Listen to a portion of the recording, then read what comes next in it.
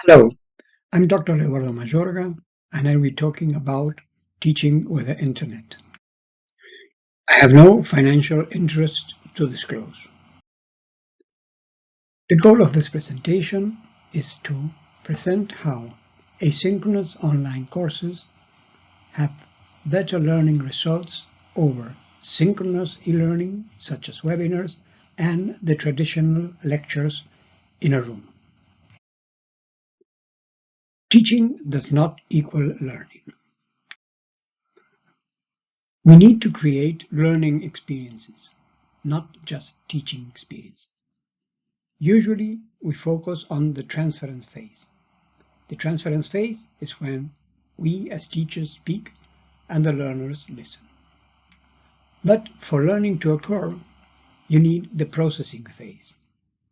You need the learners to incorporate, process, store, retrieve, and luckily apply what they have learned. We need to focus mostly on the transference phase of knowledge. So, how do we stimulate the processing phase with asynchronous courses? This we do because we add pre-tests, multimedia presentations, text with graphics, mind maps, discussion forums, scenarios, assessments, and continuity over time. So let us now look into detail and compare asynchronous courses with webinars and face-to-face lecture.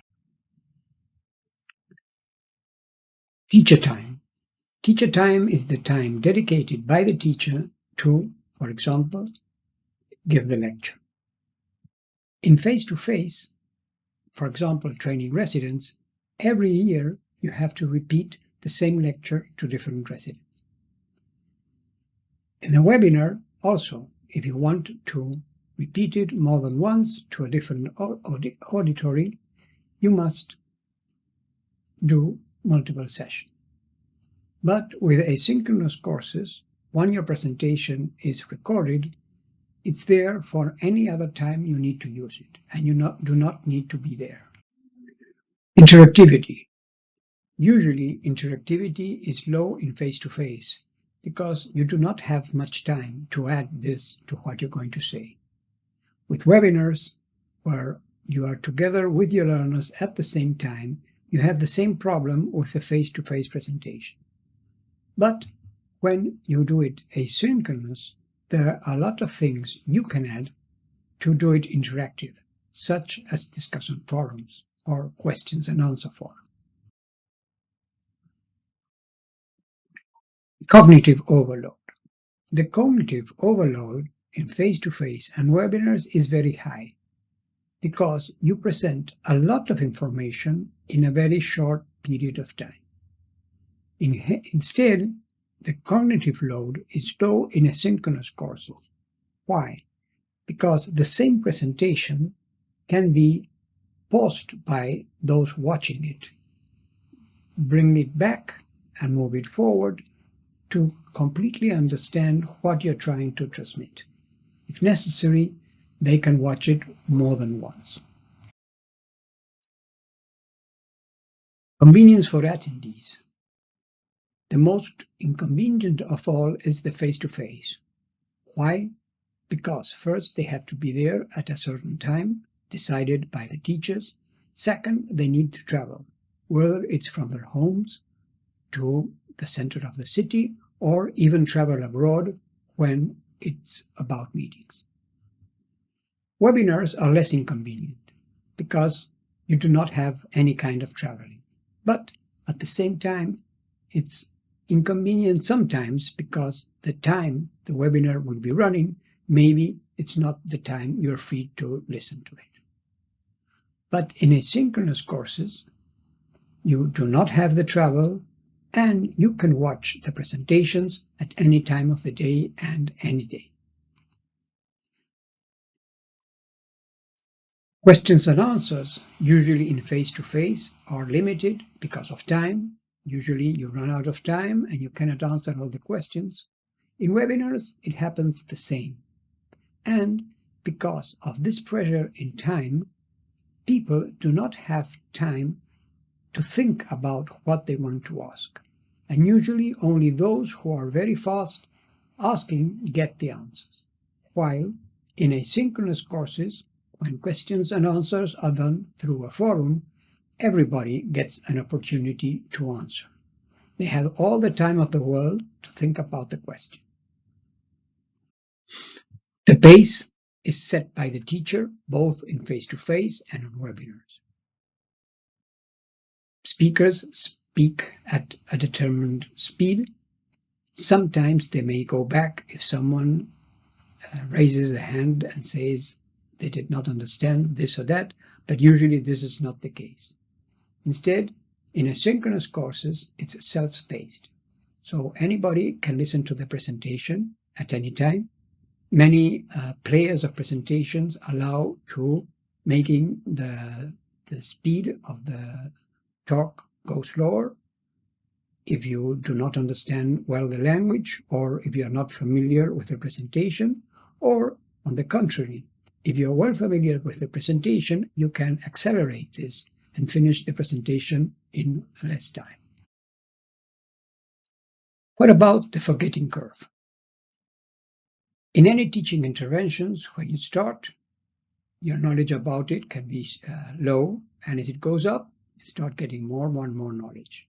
When the teaching intervention ends, as time goes by, what you remember of this starts to go away. And when you get back to your hospital, to your office, and have to apply what is learned, the further away you get from the teaching intervention, the less you remember to apply on your job. But in asynchronous courses, this can be fought. Why?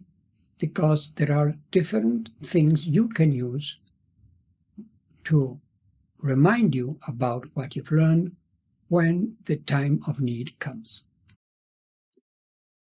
The value of any teaching intervention usually is high, but asynchronous courses has the highest one for the cost, the highest value for the cost. And why is this? Because if you do, like we do in the Pan American Association or in the Thermala Foundation, then when we start a course and someone buys the course to learn, they have it for life. As long as the course is there, they will be able to access it in the same way they can access books they buy. When you compare the cost of a room, especially if the face-to-face is a meeting, in this case, the room cost is very, very high. In the case of the webinars, it's low, and in asynchronous courses, of course, it's low also. When you want to charge for the teaching intervention, if you're having a face-to-face meeting, the potential for fees is high. In the case of webinars, no, it's very low. Why? Because most webinars now that are run are free. So very, very few people would pay for a webinar. Instead, with the asynchronous courses, it becomes high again, because it has the value of buying a book, as I explained before. When it comes to looking at profit, in the case of face-to-face, the profit is medium. Why? Because organizing a face-to-face congress or meeting has very high cost. When it comes to webinar, as I said before, usually people do not pay for webinars. So, if any, it's very, very low. Instead, for asynchronous courses, the potential for profit is high. Why? Because the costs of setting up an asynchronous course or an asynchronous meeting compared to a face-to-face is much lower. And for people are prepared to pay for something to which they do not only attend when this is run for the first time, but they can access at any time from there on, they are ready to pay for this. And the other thing is then, once you set up an asynchronous course and it's there, new participants will enter every year, as long as the course keeps open. Travel cost, well, there is none in any online teaching intervention, and It's high, especially when meeting internationally on face-to-face meetings. I hope that this short presentation has encouraged you to try to move into the asynchronous teaching arena. If you need help from this, at the Ophthalmology Foundation, we'll be very glad to help you. Just contact us at elearningophthalmologyfoundation.org. Thank you.